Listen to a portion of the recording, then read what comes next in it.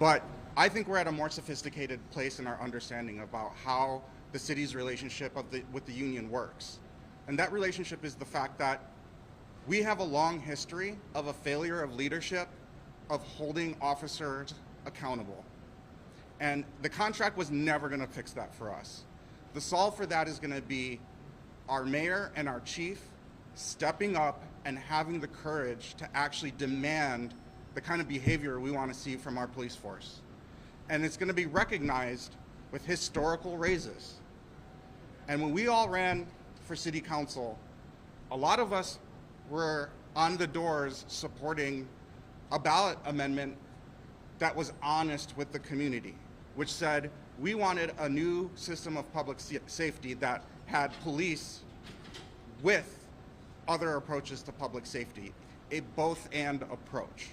And if you're going to run on a both-and platform, you have to be honest with your constituents about how you're going to pay for it. And so we did two actions today. One was approving a contract with historic raises that gives us the flexibility to have a much more comprehensive approach to public safety. And two, we passed a budget that allows us to do this in a fiscally responsible way. Because there's only two ways to make investments in our city. It's raising taxes or cutting spending. And so we have shown up with the fiscally responsible, comprehensive solution to public safety. And although all of our votes were not the same, we are all in alignment on holding this department accountable and building the public safety system of the future. And with that, I'm going to hand it over to Vice President Chuck Tai. Thank you. Good afternoon. My name is Aisha Chugtai. I represent Ward 10 on the Minneapolis City Council, and I am the Vice President of our City Council.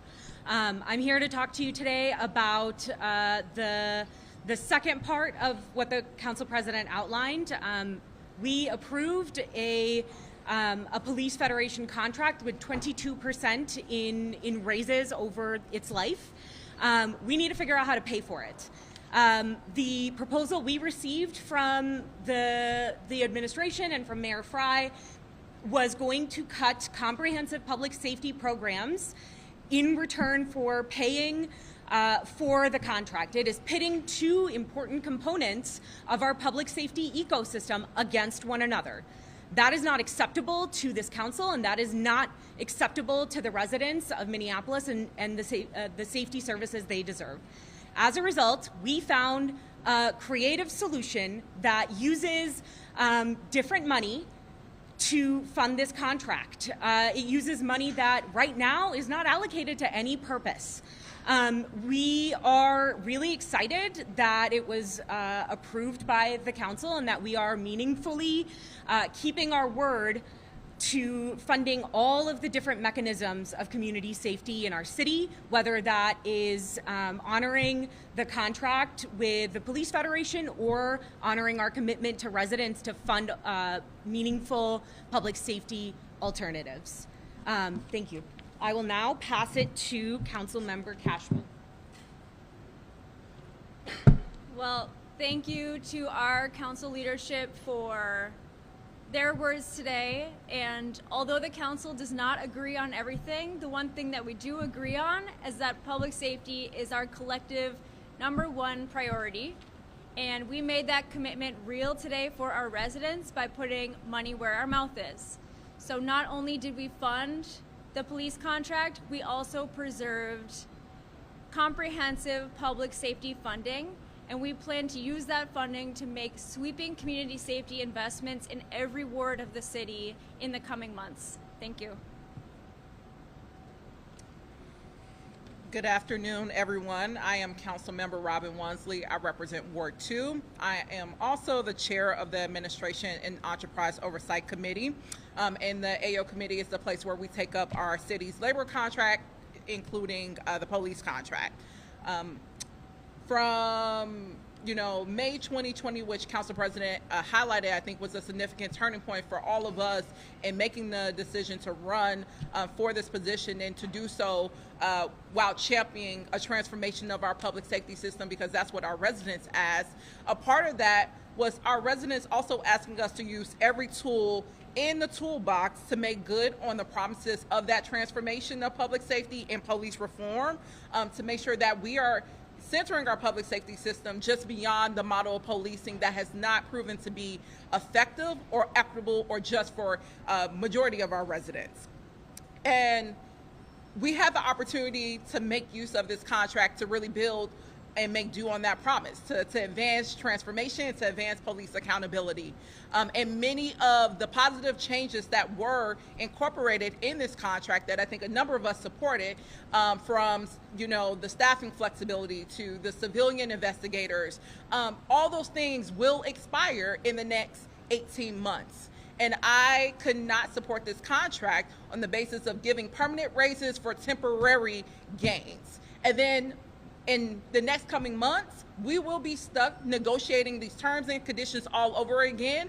And best believe it's going to be we're going to be doing that with a higher price tag in mind than what we paid for today. So I will say, though, while this contract in itself lacked sufficient and permanent meaningful reforms, I am pleased with the process in which we went about curating this police contract process. We did thorough and intentional public engagement through the AO committee that included 2 public hearings, that included a robust public comment period. Prior to our committee, it was typically standard for the city council to just rubber stamp this, and that was the expectation of the administration.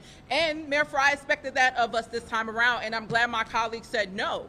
We are going to do a thorough and thoughtful and transparent process. We are going to hear from all sides of our residents who, believe that we should support this contract and those who said we don't, and also see what other changes would they like to see us advocate for as we're preparing for the next round of police contract negotiations. Many of my colleagues have already echoed the sentiments that where there is unanimous agreement is we all prioritize a comprehensive public safety system and the investment in that system. For far too long, this administration, the Mayor Fry administration, has shown time and time again they do not take that model serious, and they can quote Safe and Thriving Communities report all they want in a press release, but this contract and the funding proposal that they brought forward to defund those very safety alternative solutions shows that there is not a firm commitment. But I am glad that this body of council members are committed, and the Chuck Tie proposal allowed us to demonstrate that commitment today. So I just want to echo again, kudos and gratitude to Council Vice President Chuck Tie for getting us a proposal that protects the both-and approach and strengthens it, and I look forward to building upon that, because we know policing is only one piece of the puzzle. Safety does not end nor begin with law enforcement, and I'm glad that we're all committed in furthering that vision for our comprehensive public safety system to keep all of our communities safer in the coming weeks and months. So with that, I will pass it to Councilmember Chowdhury. Good afternoon. My name is Councilmember Oreen Chowdhury. I'm the council member representing the 12th Ward. I stated in my lengthy comments that I was deeply troubled and in a lot of struggle in making my decision to vote for this contract. The thing that really, what it came down to, and I made my final decision late last night, was 2 things.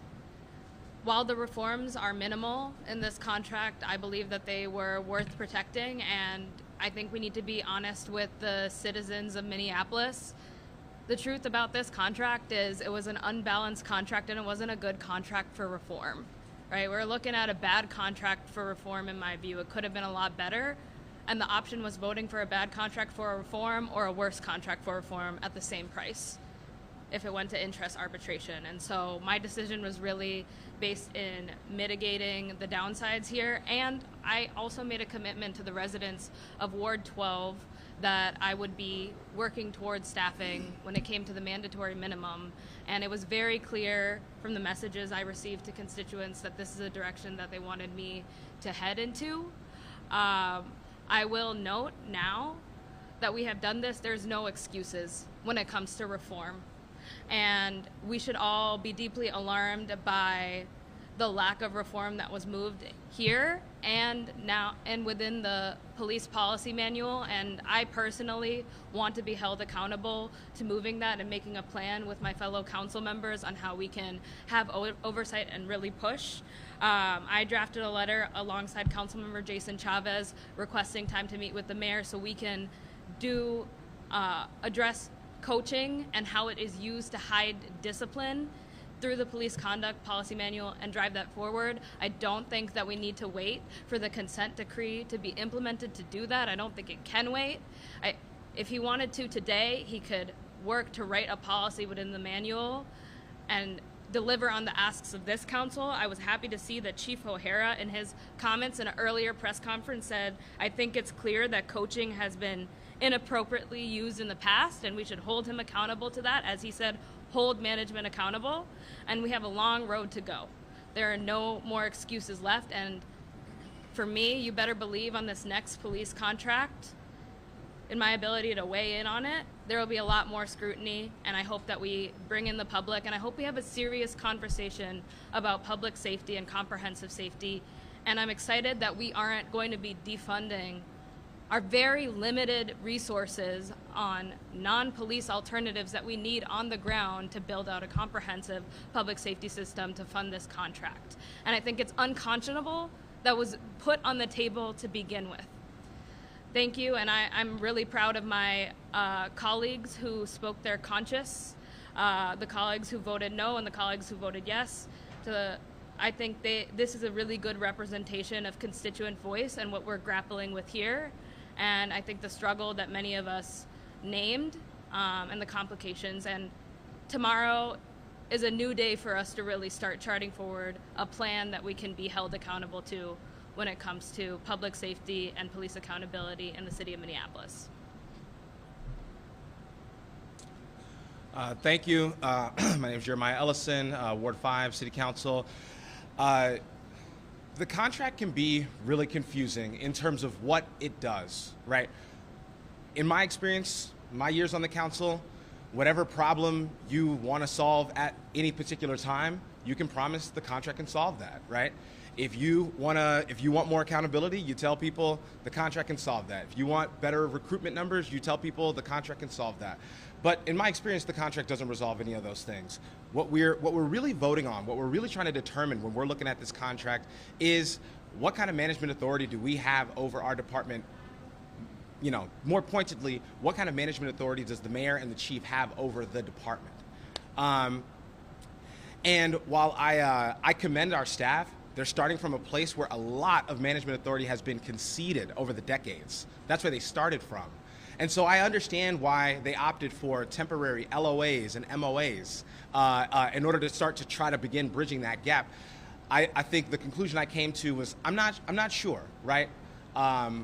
We've seen huge gaps between contracts. We know that they're supposed to happen every 2 to 3, right? They start negotiating them. But in my first 4-year term, we didn't vote on one, right? We went 5 years without a contract. I think, you know, hopefully it's not likely, but it's certainly possible that the next contract's not being voted on until 2029, right? It's certainly possible. And anybody who tells you, oh, that would never happen because we're already starting negotiations, I think that they have, they've divorced themselves from history and reality, right? This can happen. Do we want to see our strongest wins, our strongest managerial wins expiring at the end of 2025 and at the end of 2026 when we know that the contract could potentially be in place until 2029? That's not the reality I want to live in. That's not a reality that I want to stick a future council with, which is why I voted no today. But again, I voted no with a deep understanding of the hurdle that we were asking staff to overcome. So, you know, with that, I do hope that the mayor and the chief are sincere in their efforts and in driving some of those other things, finding solutions for those other things. Because again, I'd hate to be here in a couple of years, there's some new issue with the department and we're sitting here promising, you know, well, the contract can fix that until it's passed. And then of course we never said that. So that's all, thank you. Any questions?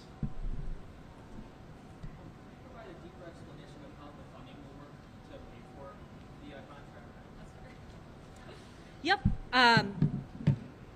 We are taking money that we we're taking money generated by the local option sales taxes on like hotels, downtown food, liquor, things like that. And we are using that to pay for the contract in essence. So that's the downtown assets fund. Is that going to cover all of it then, or is there some? We are funding what the mayor asked for. So to make up the $3 million gap for 2025 and a $3 million gap for 2026. And the other money is coming from from the stimulus money? That is money that won't be used.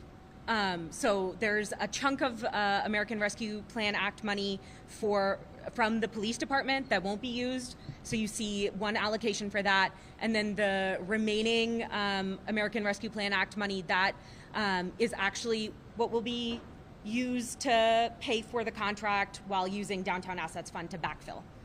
Okay. I'm going to follow up on details in a second, but the larger point is the mayor upstairs called this proposal, without speaking about specifics, called it a shell game, and said that some of this money, this one-time state aid, we can use some of it in order to pay for this, and that you can have a both-and approach. So what's your response? Yeah, first, both and looks like funding comprehensive public safety solutions too. The investment that we make in law enforcement compared to other alternatives is the distance between the two is enormous, in the hundreds of millions of dollars, enormous. Secondly, I don't understand what the mayor is insinuating here, but to imply even in the slightest that this is a shell game is irresponsible. This is a lawful use of the money that the city has access to. I can't help it that he would rather gut comprehensive programs than use money that further supports over investing in downtown. Last question. Some of the money, see if anybody else, some of the money it has been said that the public safety aid money, Commissioner Barnett has said we don't have the capacity to staff up some of these programs, and so I'm curious about the response that we're appropriating money to programs that cannot be spent. So last year, Council President Payne and myself actually met with staff from the Office of Community Safety to talk about the $3 million in cultural safety ambassadors. That is the cultural safety ambassadors on Lake Street, on East Franklin Avenue, on 38th Street, on our cultural districts in the city of Minneapolis. Places that you have seen it in the media in the past few weeks, people getting shot. We met with his staff, not the commissioner, his staff, who said we have the capacity to do this work. Unfortunately, the commissioner sent us a letter that he signed rejecting those positions. So his staff told us, let's move forward, we can do this work, this is what you need to do, and the commissioner said, nope, we don't need to do it. You can look at the Sarge Tribune articles in the past too. So when people are saying that they don't have capacity to do so, we actually met with the staff that were going to be in charge of implementing these programs, if they were going to be able to do it, and they said they could. And the commissioner rejected that. So. I'm sorry, let's just like put all of that more bluntly. Capacity is about prioritization.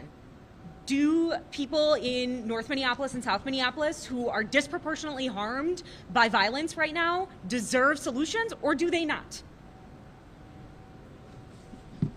When we hear that they don't have capacity to implement these programs, what they're saying is they don't have capacity to do safety programs in South Side and North Side. That is what they're saying.